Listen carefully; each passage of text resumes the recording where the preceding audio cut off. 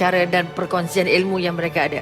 Maka untuk meneruskan tugas ini, saya serahkan kepada Mursyidah kita. Dipersilakan. Okey, terima kasih Mudirah ya.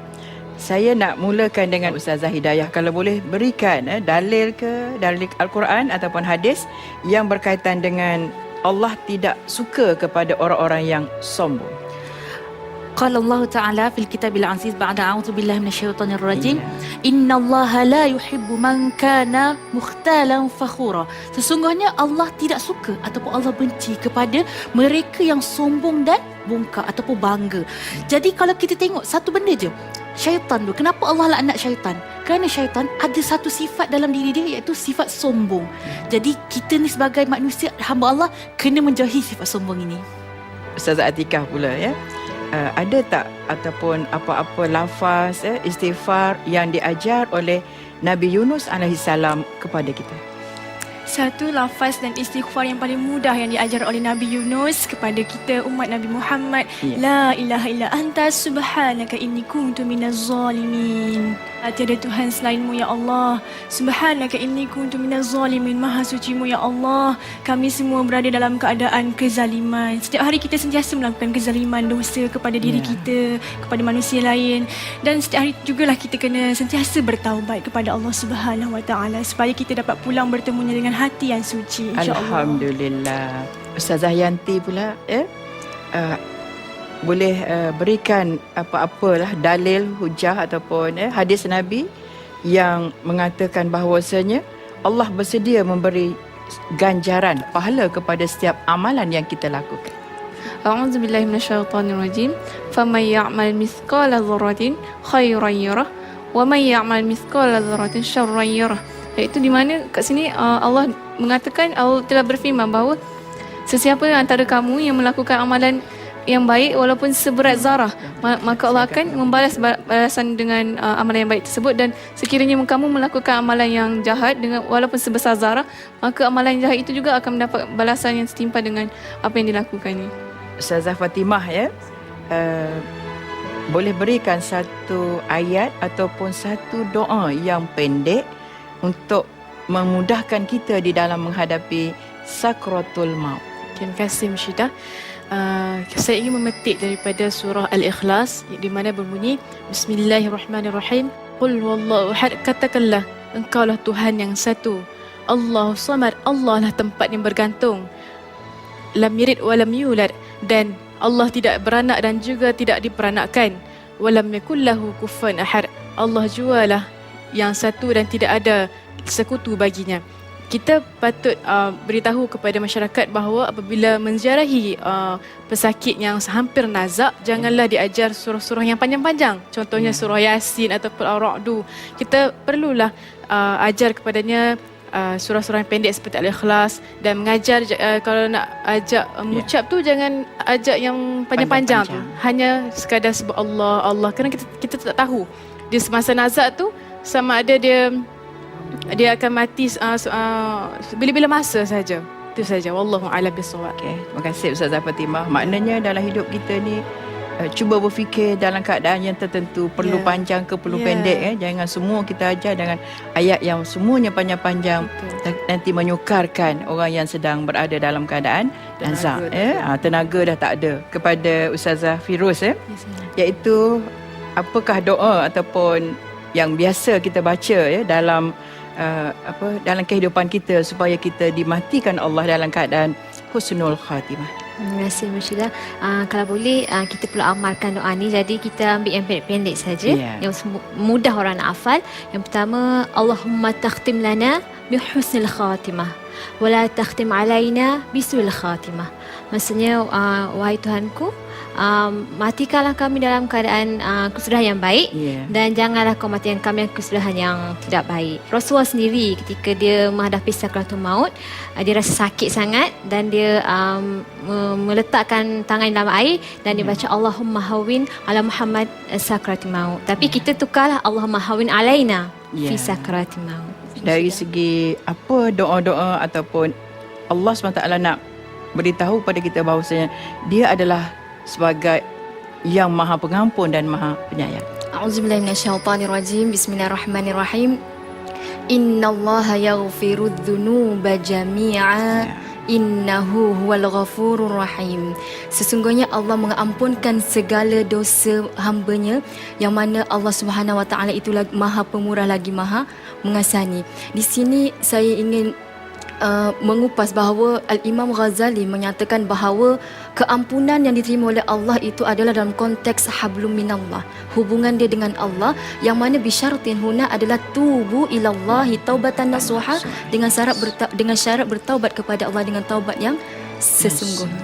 Nampaknya semua para ustazah telah dapat membacanya ayat-ayat Quran dan juga hadis Nabi, dan juga menjelaskan dengan baik. Jadi insya-Allah dengan bacaan-bacaan yang demikian ini memantapkan lagi kerja-kerja dakwah ustazah. Alhamdulillah, demikian tadi bacaan yang dipetik daripada ayat-ayat suci Al-Quran Karim, hadis dan juga dalil. Jadi pastikan anda meneruskan tontonan bersama dengan kami dalam Raudah Ustazah Pilihan selepas ini. Jadi berdasarkan 3 nama ni, macam mana pendapat kalau kita nak letak?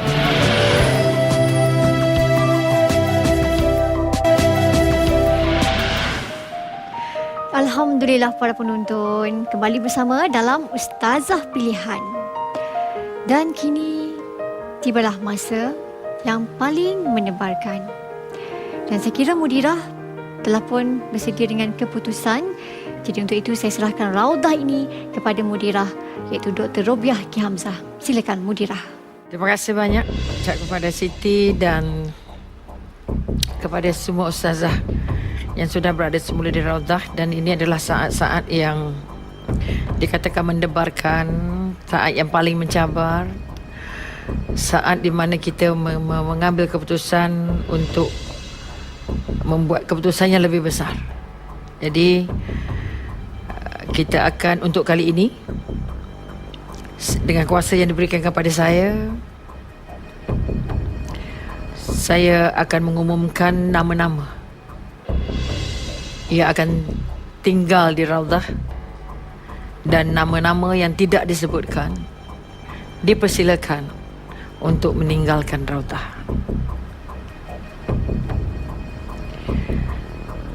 Nama-nama berikut.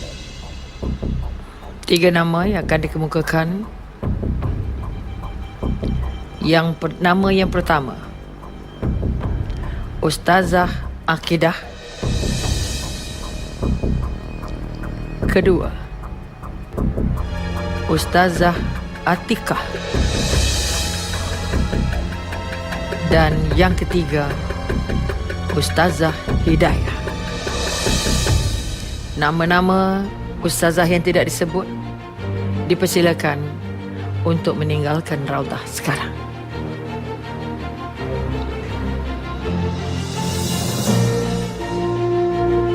Syukur Alhamdulillah, kita masih di Raudah dan anda tinggal bertiga.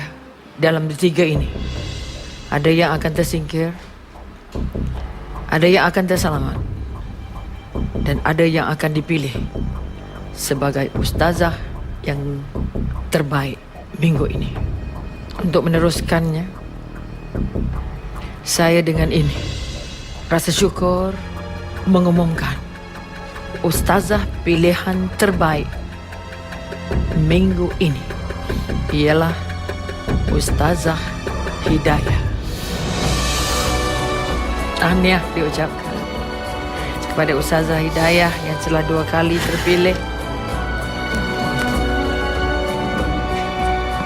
Dan anda dipersilakan untuk meninggalkan Raudah. Terima kasih Mudirah, terima kasih Musyidah. Sekarang anda tinggal berdua, di mana satu lagi keputusan akan dibuat. Antara anda ada yang akan tersingkir. Apapun keputusan yang kami buat adalah atas pertimbangan. Maka sebelum itu saya mempersilakan Mursyidah. So Ustazah Atikah agaknya macam mana image diri dan perasaan? Sebab kita ni sebenarnya kita yang tahu diri kita. Saya redha di atas apa yang akan berlaku. Jika saya tersingkir, saya akan teruskan berdakwah. Sebab hakikatnya dakwah bermula di luar sana. Jika terhenti di sini, ia bukanlah segala-galanya, bukanlah noktah untuk saya berhenti berdakwah. Malah saya kena lebih bekerja keras. Kerana dakwah yang sebenar adalah di luar sana. Okey, Saya apa redha. ciri yang mengatakan anda mungkin tidak layak tidak layak disingkir? Bagi saya rasa saya boleh berdakwah dengan cara yang bersahaja. Memandangkan saya remaja, saya mungkin lebih memahami isi hati seorang remaja, boleh mendekati golongan dewasa dengan cara yang matang jika diperlukan. InsyaAllah lah. Barangkali Ustazah Akidah merasakan apa sebab yang Ustazah Akidah berada berdua malam ini. Bagi pandangan saya seorang yang berkeyakinan tinggi. Saya boleh bercakap dengan orang audience, saya boleh melontarkan pendapat walaupun saya tahu pendidikan saya hanya bertaraf diploma, tapi sifat ingin tahu saya mengenai agama lebih mendalam. Dan walaupun saya bukan daripada kalangan orang-orang yang agama, tetapi saya punya keyakinan tinggi untuk mendalami agama sangat tinggi. Dan saya yakin saya boleh berdakwah dengan mana-mana golongan, kanak-kanak, orang tua dan remaja sendiri. Dan itu perlu saya gilap dalam ustazah pilihan ni. Okey, kami sudah mendengar pembelaan diri yang anda lakukan dan kami perlukan sedikit waktu untuk membuat keputusan terakhir untuk yang muktamad. Maka kedua-dua anda dipersilakan untuk meninggalkan Raudah buat seketika dan akan kembali sebentar lagi. Syukur Alhamdulillah kita dah dapat keputusan yang menggambarkan kedudukan. Jadi berdasarkan 3 nama ni, macam mana pendapat kalau kita nak letak yang wajarnya lah?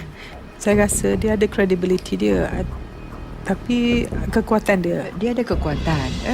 Tapi saya rasa kadang-kadang isi yang dia cakap tu macam tak berapa menjadi. Tak masuk. Tak masuk kepada soalan. Dia mampu, dia boleh bercakap, dia boleh bagi idea, tapi kadang-kadang tak menepati. Okey, Pilihan kalau kita. begitulah keputusan pendapat kita, maka pakai saya bersetuju. Mudah-mudahan yang ini akan memberi dia lonjakan sedikitlah pada dengan keputusan ini, insya-Allah.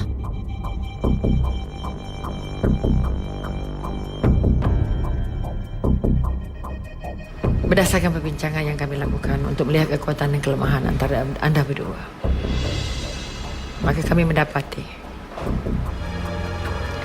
dengan ini mengumumkan bahawa ustazah yang akan meninggalkan Raudah pada minggu ini ialah Ustazah Atikah. Ini bermakna seorang lagi terselamat untuk minggu ini. Atikah, saya rasa Atikah seorang yang masih muda, yang termuda dalam kumpulan ni, dan melihatkan biodata dan latar belakang, saya rasa, dan perawakan, muka pun manis, cantik, dan insya-Allah saya rasa bila kita ada sifat-sifat yang personal yang bagus macam tu, insya-Allah dengan sedikit kematangan dan pendedahan dan ilmu yang dapat digarap masa depan, insya-Allah saya rasa Atikah akan jadi seorang pendakwah yang sangat berjaya, insya-Allah. Terima kasih banyak-banyak, Prof. Okay. Kami mengambil keputusan ini untuk anda menjadi lebih kuat. Kerana kalau tidak jatuh, dia tidak akan bangun dengan lebih kuat. Sebab itu Allah kata orang yang jatuh akan berusaha untuk tidak jatuh untuk kali kedua. Maka anda orang itu adalah anda. Walaupun terselamat, ini memberikan penanda tangga-tangga tersingkir akan dekat. Jangan terlalu lega dan anda akan diberikan hadiah-hadiah tambahan untuk menambah kekuatan. Okay, angkat ini kesempatan terakhir untuk anda.